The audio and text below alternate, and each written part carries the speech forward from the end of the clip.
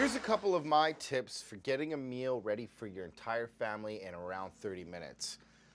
I like to just stop for a couple of minutes before I start cooking, read the recipe, and then get the things out that you need. Get a cutting board with a towel under it so it's nice and sturdy, get your knife out, get the pans out that you need, get the oven preheated, and then even I bring all the ingredients out into the kitchen. And then as I'm cooking, I put those ingredients back, and that's kind of another tip. Clean up as you go. If you're finished with something, get it away, and then this kitchen seems to get cleaner as you go. It sounds crazy, but it's totally true. Here's another tip. If I'm making a few recipes and there's garlic in a few dishes, I chop all of the garlic at the beginning. So when you're cooking, it's kind of fun. You already got the garlic and it's like a dance. And my last tip is go get yourself some oven to tableware, something that you can cook in and serve in, and it's great for the end of the meal because it's less cleanup.